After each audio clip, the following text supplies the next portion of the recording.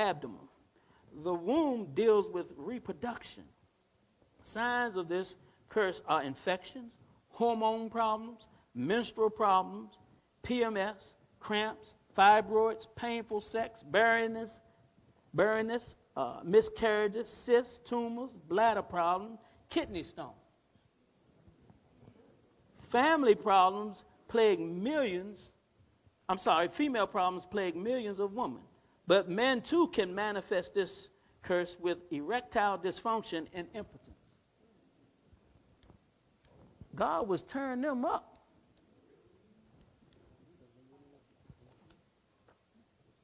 All right, number 6, family breakdowns and divorce.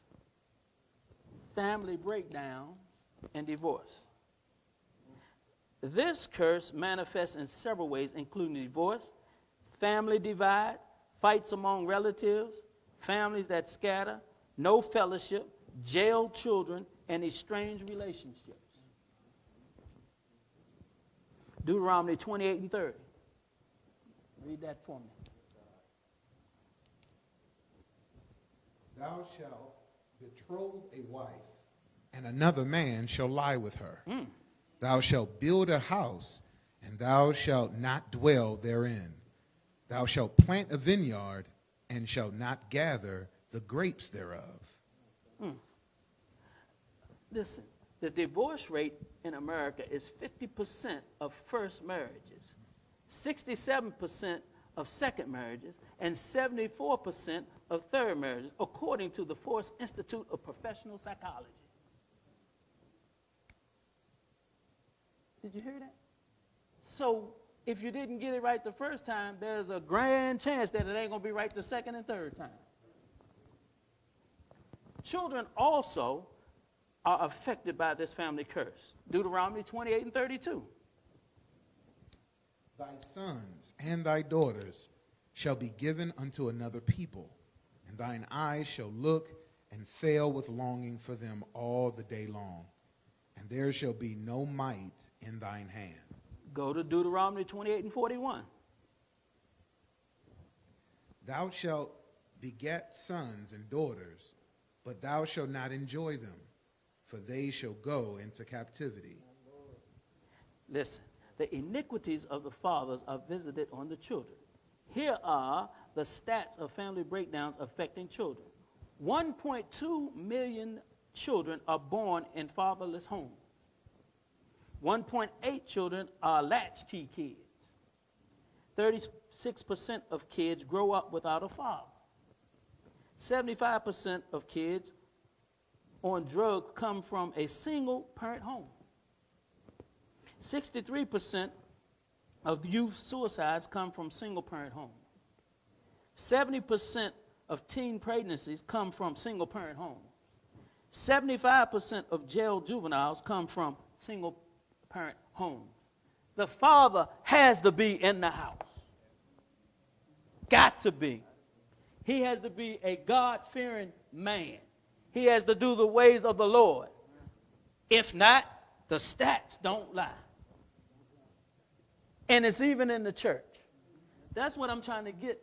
I'm bringing it up to you by the natural, but I'm telling you, this is in the church.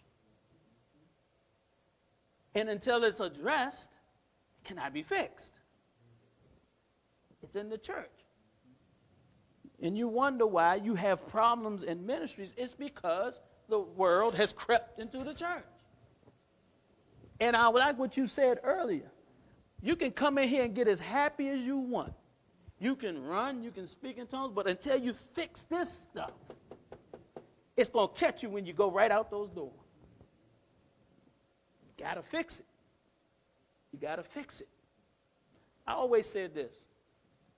If I had kids out of wedlock, I'm going to take care of my kids. I don't see how some men be like, I'm not doing it.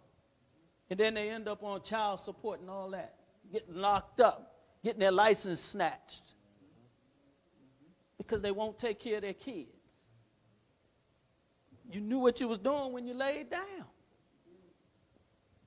I don't say when you talk about kids, that's a part of you. How do you just disregard something that is a part of you? It's impossible. Something's wrong. It's a curse. If you go back, you be like this, you know what? My uncles didn't take care of theirs. My grandfather didn't take care of his. You'll find it. You got to go back. You got to go back. You got to find the cause. Number 7, lack, poverty, inability to produce. Deuteronomy 28:17 says, cursed shall be thy basket and thy store. Deuteronomy 28:9 says, and thou shalt grope at noonday, as the blind gropeth in darkness, and thou shalt not prosper in thy ways, and thou shalt be only oppressed and spoiled evermore, and no man shall save thee. This is a cure on finances. How many people are cursed in their finances? Sitting right in church. And they refuse to do the will and order of God. They won't tithe. They won't give. They won't plant seeds. And they're always looking for somebody to pull them out their mess financially. It's right there. It says, look, I tell you what, if you're not a tither, you're not a giver, you don't come to church, you don't do the things of God, it says no man shall save thee. I can get you out today, but you're going back in tomorrow. No man shall save thee. You go to the bank, they turn you down. No man shall save thee. It's right there. The curse of finances. Production is the vehicle toward wealth building. Remember that. Fathers especially. Production is the vehicle toward wealth building. Under this curse, one's ability to get wealth is stopped. I got it, Saudi. I know what's wrong. I got it. It's stopped. People under this curse never have anything saved. How many in here got a stimulus check? Do you still got all of it? You do? That's good. Listen to what I'm saying. Some people, I look at it this way. It was something that I never intended or knew that I was going to get. So why just let it sit there? Save it. Some people just have a demon of spending. But it's because they have a lack, they have poverty and an inability to produce. So they're going to spend it. They got every little bit they got. I'm going to say it like I think my daddy used to say, or my mother, everything you got is on your back, boy. They got the designer shoes, the designer clothes, but you follow them home, and you be like, my God, if you keep yourself out the store and out the mall and using your credit card, you can live better than you live. But it's a curse. It's a curse. Some people do this. Well, I ain't never had it when I was little, so when I got up to age and I got a good job, I'm going to get everything. No. And this is the kicker. Listen, double jeopardy. You're not paying your tithe. You're not paying your offerings. You're not coming to church. And you're in this curse. And no man shall save thee. People like that, they'll get a job and lose it. A good job and lose it. I've seen it. I've seen people in this ministry got a good education, get a good job, and in 6 months it's gone. See, this is where people mixed up at, y'all. You cannot be connected to God in a ministry just by paying your tithe and offering. Some people think just because they send in their tithe and give their offering that they're still connected. You've been cut off a long time ago and don't know it. Because God doesn't just want your money. He wants all of you. What does it say? Seek whom you're going to serve this day. You can't serve if you ain't coming to church. You can be sitting in the pew and been asked to serve on the usher board or the choir and refuse to do it, you're going to get this. You're going to get a curse. But if you look again, if you look back down generations, that's where it came from. Let me tell you, see, people don't understand this. You might have heard my dad say this. My father was under a curse. He would tell you that. He broke it. He broke it, and thank God he broke it. One other thing you got to understand now. Curses can jump over. It can go from, like, it might not be on your daddy, but it be on an uncle and jump over to you. Got to be careful. You got to be careful. Because have you ever heard parents say, I don't know why he acting like that. Man, no, daddy ain't never done that. It jumps over. And Elder Johnson, you're right. We don't want to face that. You got to face it. You got to nip it. You got to cut it off. It comes down through your family. I always tell people, the way you act is the way your children are going to act. That's right. So if you don't come to church, they're going to have every excuse not to come to church. And then you're going to be like, I don't know why they got so bad. Look at the example. Look at the example. Driving home, pastor, get on my nerve. Your kid, 4 or 5 years old, hearing you say that. They're going to grow up with a dislike for the pastor. Watch what I tell you. Because especially nowadays, these kids that's 3 and 4, they smart. They know you can be, hey, babe, guess what? You know the P-A-S-T-O-R. Oh, who, the pastor? They know. That's right. And then look, you say P-A-S-O-R. They were like, that's not right, Daddy. Put the T in there. They know. And you think because you spelling it, they don't know what you saying. They know. To that point, curses have no respect of person. They don't. So even if you may be saying pastor, you're not teaching them to disrespect the pastor. You're teaching them to disrespect authority. There you go. And that's what's wrong with our society now. Because it used to be, they used to say it takes a village to raise a child. Now, you bet not correct nobody else's child. How would it look if a grown-up, and I'm young, and a grown-up come up to me and say, you shouldn't do that. And then my parent, why are you talking to my kid like that? We can fight right here. So what you think they're going to do when the police approach them? Man down. That's what's going to happen. You're teaching them to disrespect authority. Not just the church, not just the pastor, authority. And Pastor, that includes God. That's right. That's why now, Sean, it's so messed up how it hurts me because people don't reverence God. Even old heads not reverencing God no more. The question to the audience, the question to those that are watching this, do you really believe in God?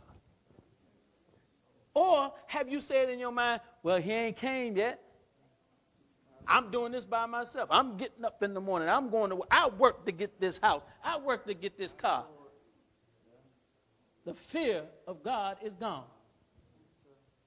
Something is wrong. But the fear of God, I don't want God to have to chop my legs off for me to fear him. Can you imagine he chop your legs off and then he bless you and you can't do certain things because you ain't got no legs? Why you got to wait till trouble come? When the preacher and people are telling you all the time, wake up!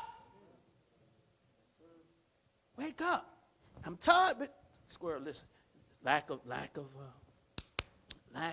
poverty, and inability to produce.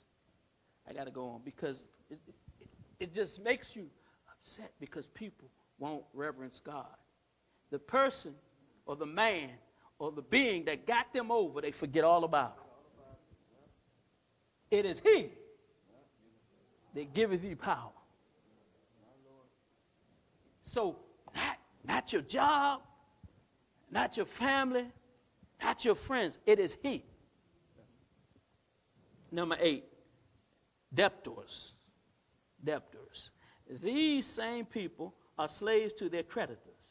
Scripture declares in Deuteronomy 28, 47 and 48. Because thou serve not the Lord thy God with joyfulness. See, there you go. There you go right there. I serve God, yeah, but are you happy that you're serving him? Are you joyful? I told you Sunday there's a difference between being happy and having joy. Are you joyful? Not happy. Are you joyful at serving God? And with gladness of heart. For the abundance of all things. Therefore shalt thou serve thine enemies, that the Lord shall send against thee in hunger, in thirst, and in nakedness. That's nothing. You will have nothing. And in want of all things. And he shall put a yoke of iron upon thy neck until he has destroyed thee. All these are ending with until he has destroyed thee. Just because you won't hearken. All this stuff that's coming, it's just easy to surrender and say, Lord, your will, have thy way. The family curse of lack and poverty needs to be broken, as God promise says in 2 Corinthians 9 and 8. And God is able to make all grace abound toward you, that ye, always having all sufficiency in all things, may abound in every good work.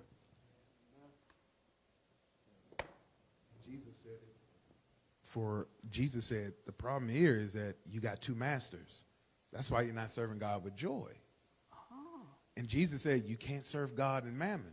That's right. You're going to grow to hate one and love the other. And this shows what Jesus plainly said. Like, the reason why you got problems giving and serving is because you're trying to do two things at once.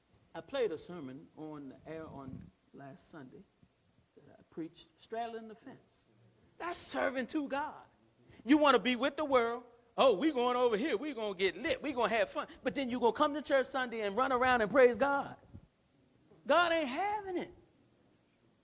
I will have no other God before me, for I am a jealous God. I know some of the wives, I will have no other lady before me, for I am a jealous wife. No. And just think about it from that aspect. If your husband or wife is jealous, you know how that can get. Imagine God jealous at you. And you're not doing what he wants you to do. And you're straddling the fence. He said, I would rather that you be hot or cold. When you're lukewarm, you're in trouble. Poverty is not having what you need to do God's will. That's why the church should be thriving. We're here to do God's will. It is not the blessing of God to not have the means to accomplish his plan for your life. You're living beneath your privileges because you won't hearken. How many of us are living beneath our privileges? And you know what I found out? The norm is so many people are living beneath their privilege. When other people get blessed and move on up, you get jealous of them. Because we're doing it God's way. And now you calling us, we doing this, we doing that. What are they doing? God is blessing me. I told somebody over there, I refuse to serve God. I've been putting my all in all in for 6 years. I refuse not to have the blessings of God on my life. I refuse it. If I go get a jet, I don't care who talk about me. I don't care. Y'all, listen, let me tell y'all, let me give you a little history. My mother sitting over there. My father was to the point where he wouldn't buy things because of people. I can't do that right now. I can't do. I'm like, wait a minute. Wait a minute. You preaching all this to us, and you know what God can do, but you're holding back because of stiff-necked people. I'm not doing it. All the way down to a pair of shoes. To a pair of shoes. You're right. I can't do it. Man, what? Listen, if the sinner can go out and get what he wants, I serve a God that's more than enough. Why can't I go get what I want? And this is what tripped me out. All of us, you go on Google. Oh, let's see what is so-and-so's net worth. Woo, look at that. Look what they got. What's wrong with change your mentality? As soon as a saint of God or a preacher gets something, it's always something he's doing. He's stealing. He's doing that. No, why can't I just be blessed because I do what God tell me to do? And listen, when God does it, I ain't got to worry about nothing. Y'all that ain't doing God's will, man, how am I going to pay this mortgage? It's just like adding me to pay stuff. All right, right now, how many in here think about the way you're breathing? You're just breathing, right? That's how it is with me. When it comes down to the things of God and what God does for me, I don't even think about it. Tithe, offering, hey, that's what it is. Some people say it's a bill. No, it's not. No, it's not. It's not. It's automatic. And when my father was living, as soon as I get paid, I would go over there and give him my tithe. My wife, I would pay her and mine out my check. Before she didn't have to worry about writing no tithe envelope because I would give it to him for both of us. Because, let me go here, because from Saturday, I'm the head of the house. Ladies, if you let the man be the head of the house in his rightful place, in his order in your house, everything else will fall into place. Everything else. Bishop would ask for seed. Here it go. Even to this day, I sit up here and tell you, I'm giving for me and my wife. Automatic. Why would I stop something that's working? All right, I got it.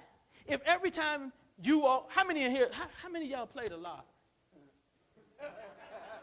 If every time you play the lottery and you won, would you stop using your method of doing it? No.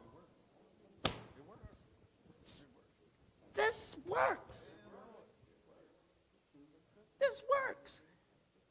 And you know why? I know why people get upset. Because the way it works, it looks like it's easy for you. And they're struggling. They used to say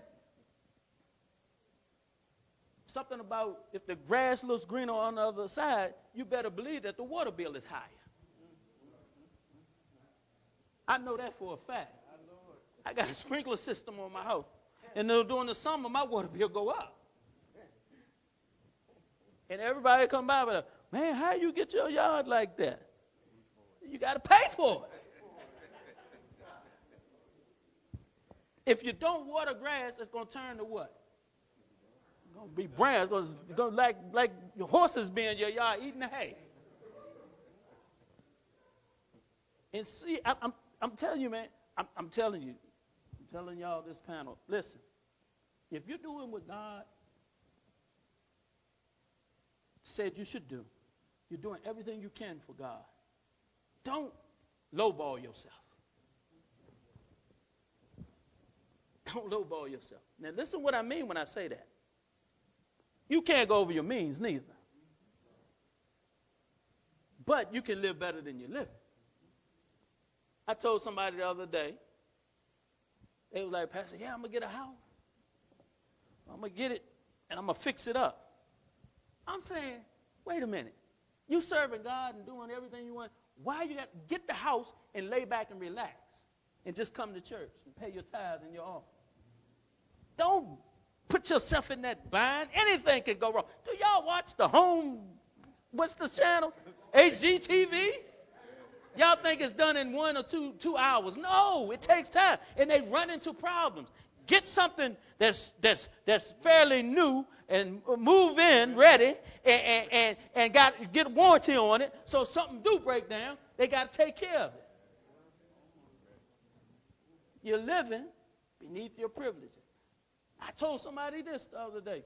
See, what you're doing is you're living off of Deuteronomy 28:15. What you're doing is you're doing it on your own because you're saying, just in case God don't do this, I ain't going to do this. So I'm just in case he don't. No. Man, I tell y'all, I'm telling y'all, I told the brothers the other day, when you got the favor of God, me and my wife walked into a development. They were in the model house, and we was like, my wife was like, oh, I like this one. And I was like, it's okay. And then they tried to take us to, she was like, so we went around and we saw the one we wanted. And my wife said, that's my house. It was 2 people in front of us. 2. The house was built in 2012 and never lived in. It was the model home. Never lived in. And the lady kept saying, no, that's already spoken for. That's already spoken for. My wife said no. And it was a little black girl that worked in the office that kept telling us on the side, hey, this one just dropped out. Yeah. The other one going to drop out too. And they had the means. But what God has for you is for you. And I will tell you right now, what my house cost, I paid half of it because of favor. I'm trying to tell you, y'all, you can't stay where you are. I'm not going back, and I'm not stooping down to the stupidity of the devil. Poverty is not having what you need to do God's will. It is not the blessing of God to not have the means to accomplish his plan for your life. A person under this curse will squander, waste, and get further in debt and bondage. They are candidates for get-rich schemes of all kinds. The blessed man is not focused on material wealth, but on fulfilling their purpose in life as they keep and follow the commandments of the Lord, putting first the kingdom of God and his righteousness. Matthew 6:30, seek ye first the kingdom of God and his. Why do we stop at seek ye first the kingdom of God and then we go and all these things? No, and his righteousness. The reason why a lot of people are cursed because they're not seeking his righteousness. You're doing everything you're big enough to do and think you're going to be blessed too. The only blessing that you have in your life is that you woke up every morning and God allowed you to go here or go there, but he's giving you time to change your mind. But I will say this, time runs out. It'll run out on you. You're too stubborn. It'll run out. Number 9, no ambition, vision, or direction. Deuteronomy 28 and 29. And thou shalt grope at noonday, as the blind gropeth in darkness, and thou shalt not prosper in thy ways, and thou shalt be only oppressed and spoiled evermore, and no man shall save thee. That's the same scripture, but these are they who have no internal vision for their lives. No internal vision for their lives.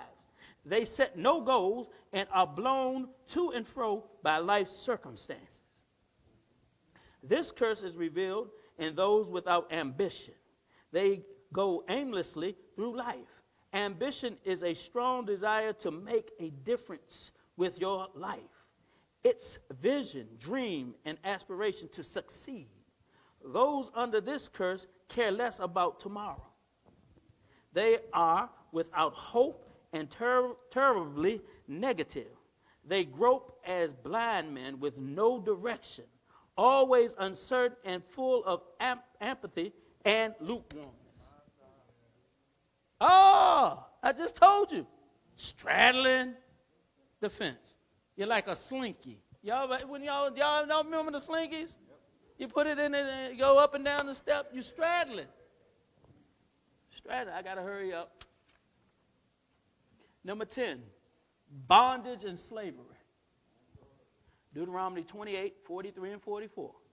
The stranger that is within thee shall get up above thee very high, and thou shalt come down very low. He shall lend to thee, and thou shalt not lend to him. He shall be the head, and thou shalt be the tail.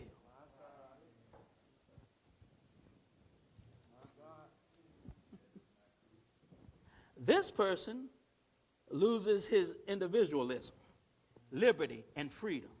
They are easily controlled and manipulated into a loss of identity.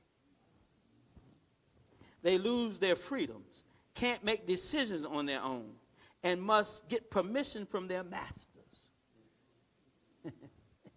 This person will look to other gods for provision and protection. Who is your God? And let me say that again. Who is your God? They will not look unto the Lord. They are faithless, carnal, and full of idolatry, entertainment, and anything that divides them from Christ. Men shall become. Somebody said pleasure. What's the other one? That's right. Pleasure. Pleasure. I ain't never seen, don't get me wrong, take a vacation, but I had never seen people purposely miss Sunday. Purposely. Listen, I know you got to take care of your family, you got to work or whatever, but you need to do all you can not to work on the Lord's day. You knew it. You knew it. Some people, I got it now. They're so much under a curse that they got to get a second job by any means necessary. Miss church. Some people, y'all listen to me. Some people miss church like it's water running. It don't matter to them.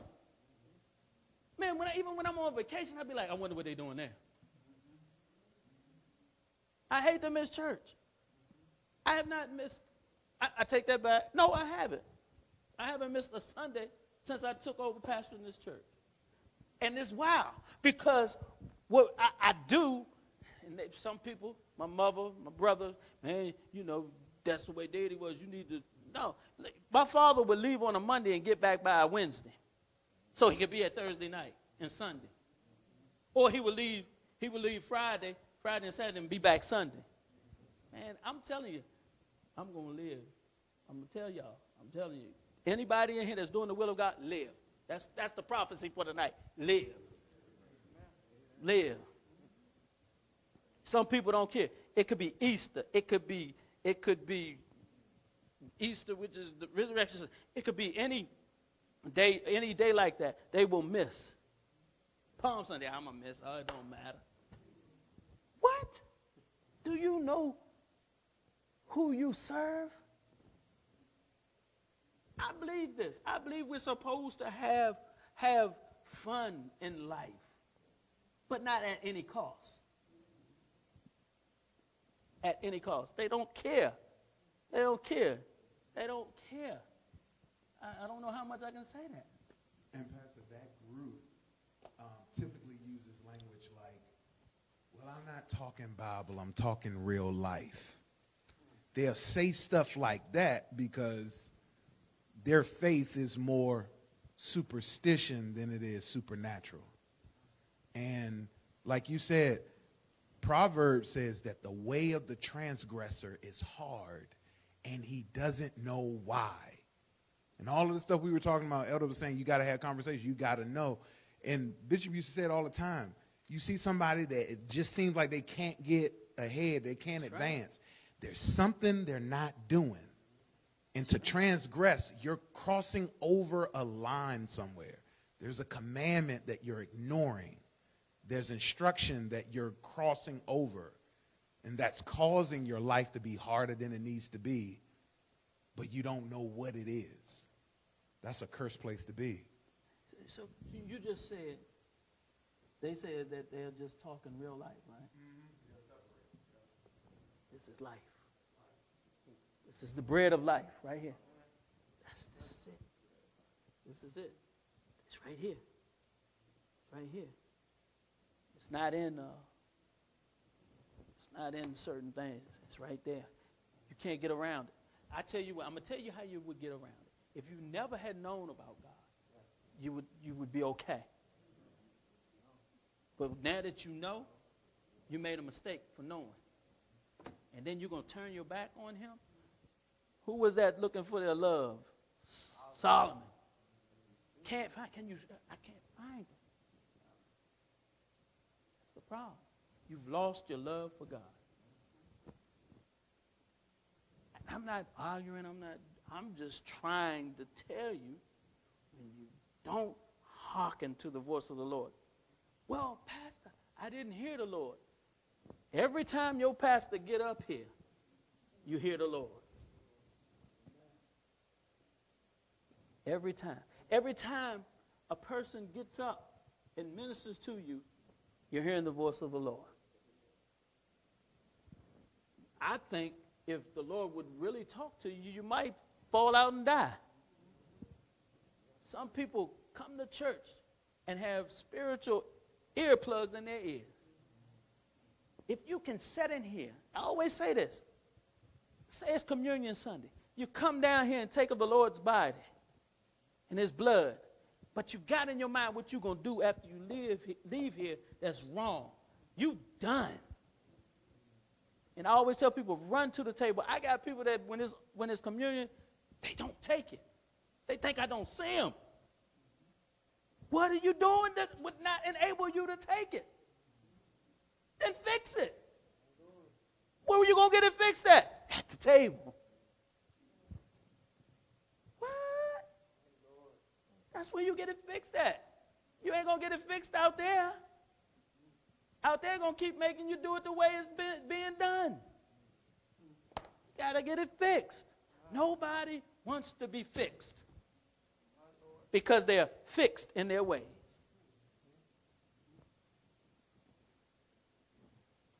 Okay, so how do we break these family curses, these generational curses?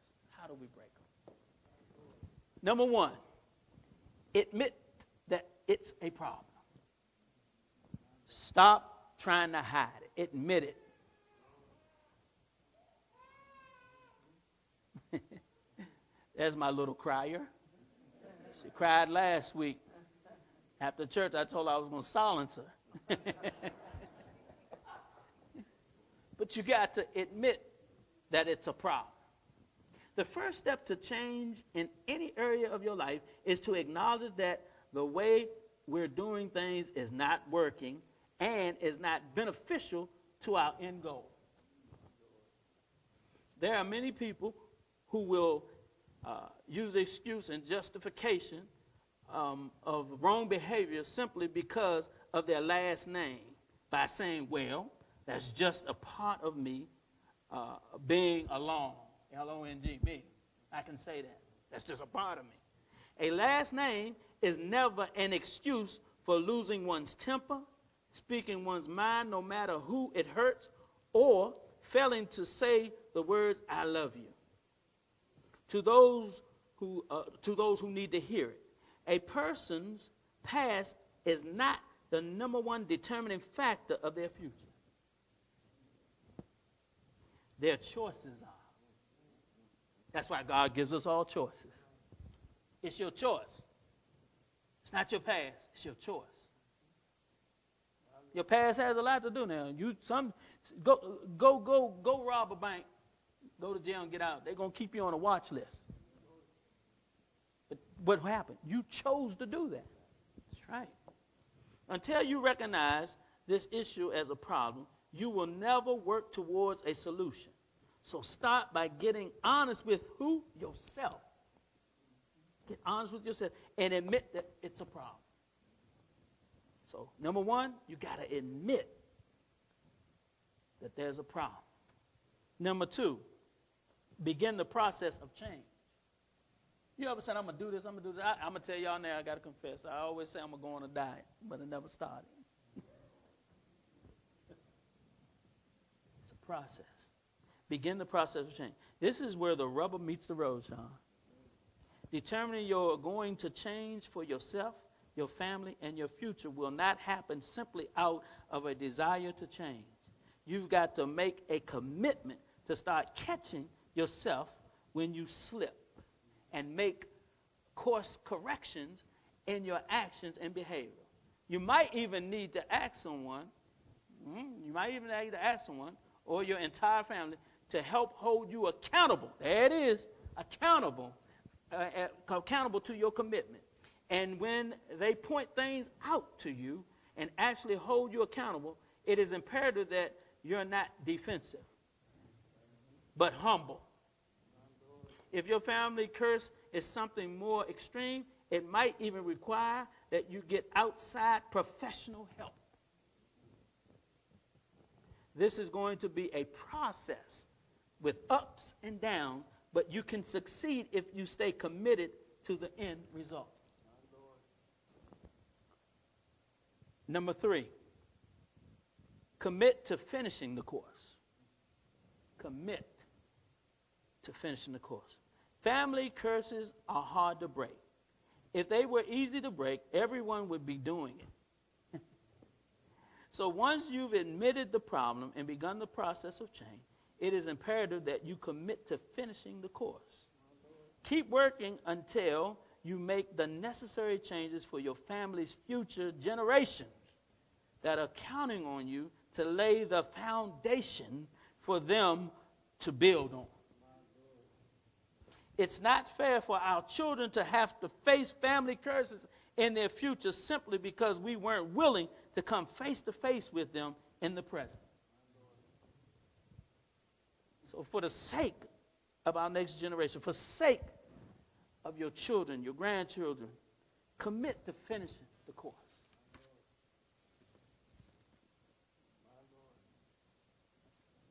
You know, Pastor D, we do not understand how powerful choice is. Choice is. You know, a lot of times we reference Bishop a lot of times. And quite frankly, we should, because he was a prime example to us. One day, I'll tell you the power of choice. A few minutes ago, I spoke with you about a family crisis. So one day, I remember this just so clearly, and it changed the course of my life. That day, with a 1-minute conversation with him. So I said, Bishop, I'm going to fix this problem. So what I'm going to do, this is what I'm going to do. I said, so I grew up, I didn't know who my dad was. So I said, Bishop, I'm going to find my father. I'm going to find out who he is. And Bishop was doing a broadcast. And he stopped, put it on pause, and looked over to me, and he said, look, I've been taking care of you all this time. He said, I'm your father. And those words right there, every frustrated feeling I had, every concern that I had, guess what? All of that went out the door. And listen to me, y'all. Everything from that point changed because I chose to listen to him. Now, hear me out. Now, I'm not going to tell you everything was absolutely, well, to me, everything was 100% perfect at that time. What person, Queen Joy been married 54 years. I'm going on 38, 39 years of marriage. My kids been in and out of church, yes, but guess what? Bishop taught me how to live for God. He showed me kingdom principles that if I live godly, God would take care of my family. Financially, spiritually, and mentally, due to the fact that he told me those words that day, and I made a choice to listen to him. Not to disobey him, but to listen to him. It changed the course of my life. Because what I was going to do was just going to give myself more aggravation and more pain. Because once I found out the answer to that question, was it going to help me? Or was it just going to put me further behind? But because I made a choice to listen to him, and you got to be able to listen. The preacher is full of life to give to the people of God through God. And every time we reject it, if you reject it, and you got to think about this, all of this stuff that we just read tonight, it wasn't man's plan. These are God's rules, not our rules. They are God's rules. So all the time, the preacher's always throwing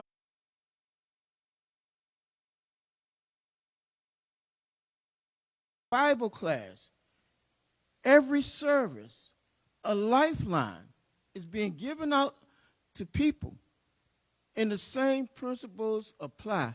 Having eyes to see, you have to have eyes to see and ears to hear. And if you reject the door, there's always recompense to disobedience. And as I said before, that one word, hearken. Hearken. If we don't hear him, then there's nothing but death after that. Death and destruction just going to follow from your family to you, from your family, and it's going to be passed down to your kids. And there's no out. God didn't give you an out. He didn't give us an out. Either you obey him. Same thing with Israel. They broke the commands of God. They wouldn't keep his covenant. And there is a covenant for us in the apostolic faith. There's a covenant. We have to do what God says, and it's not going to go away. We think we're going to shout it away. You think you're going to dance it away? No, the word is the word, and it's not going to change. And like I said, he's throwing out a lifeline. You better take it.